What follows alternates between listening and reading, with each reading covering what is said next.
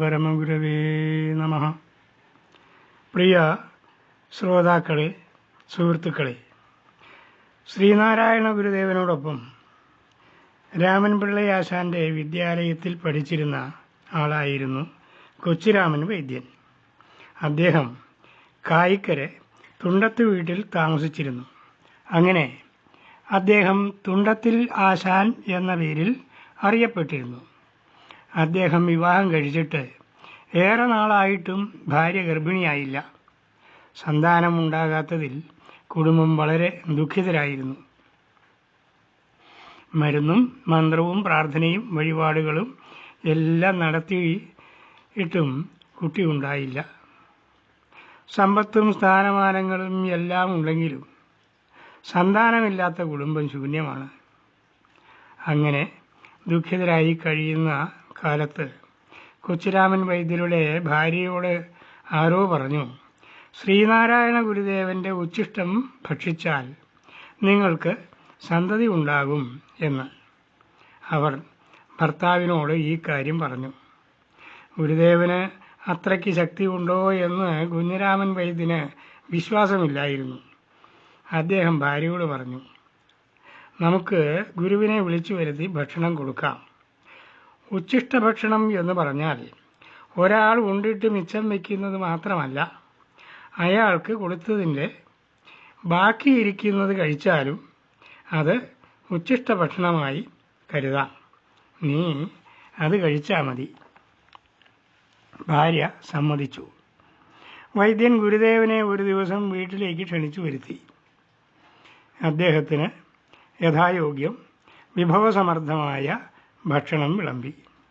ഗുരുദേവൻ ഉണ്ണാനിരുന്നു. വിളമ്പിയതെല്ലാം വേഗം തന്നെ ഭക്ഷിച്ചു. അത് കണ്ട കൊച്ചിരാമൻ വൈദ്യൻ്റെ ഭാര്യ വീണ്ടും വിളമ്പി. അതും ഒരു പറ്റുപോലും ശേഷിക്കാതെ ഗുരുദേവൻ ഭക്ഷിച്ചു തീർത്തു. ഇനിയും വേണം എന്ന ഭാവത്തിലിരിപ്പായി. വൈദ്യൻ്റെ ഭാര്യ വീണ്ടും വിളമ്പി. കാര്യം ഇപ്പോൾ പണ്ട് വൈശ്രവണൻ ഗണപതിയെ സദ്യയ്ക്ക് വിളിച്ചതുപോലെയായി. വിളമ്പുന്നതെല്ലാം ഗുരുദേവൻ അപ്പോഴപ്പോൾ തന്നെ തിന്നു തീർക്കും. അങ്ങനെ ആ വീട്ടിൽ ഉണ്ടായിരുന്ന ഭക്ഷണം മുഴുവനും അല്പം പോലും മിച്ചം വയ്ക്കാത്ത വിധം തിന്നു തീർത്തു. അതിനുശേഷം ഇത്രയേ ഉള്ളോ എന്ന് തൃപ്തി വരാത്ത ഭാവത്തിൽ ഗുരുദേവൻ എഴുന്നേറ്റ് കൈ കഴുകി യാത്ര പറഞ്ഞ് പോവുകയും ചെയ്തു. വൈദ്യനും ഭാര്യയും ഇത് കണ്ട് സ്തബ്ധരായി നിന്നുപോയി. അവർക്ക് പറ്റിയ അബദ്ധം തിരിച്ചറിഞ്ഞു. ഗുരുദേവൻ ആരാണെന്നും തിരിച്ചറിഞ്ഞു. വൈദ്യൻ ഗുരുവിനോട് ഭക്ഷണം കഴിക്കാൻ വരണം എന്നല്ലാതെ മറ്റൊന്നും പറഞ്ഞിരുന്നില്ല.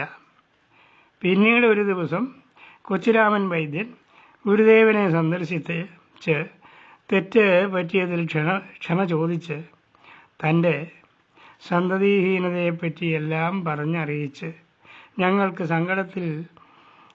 സങ്കടത്തിന് നിവൃത്തി ഉണ്ടാക്കാൻ അനുഗ്രഹിക്കണം എന്ന് അപേക്ഷിച്ചുകൊണ്ട് ഭക്ഷണത്തിനായി ക്ഷണിച്ചു. ഗുരുദേവൻ അവരുടെ ഭവനത്തിൽ ചെന്ന് തനിക്കായി വിളമ്പിയ ഭക്ഷണത്തിൽ നിന്ന് അല്പം ഭക്ഷിച്ച ശേഷം പൂർണ്ണ തൃപ്തിയോടെ അവിടെ നിന്ന് പോവുകയും ചെയ്തു. കൊച്ചിരാമൻ വൈദ്യരുടെ ഭാര്യ ശേഷിച്ച ഭക്ഷണം അമൃത് കിട്ടിയതുപോലെയുള്ള സന്തോഷത്തോടെ ഭക്ഷിക്കുകയും ചെയ്തു.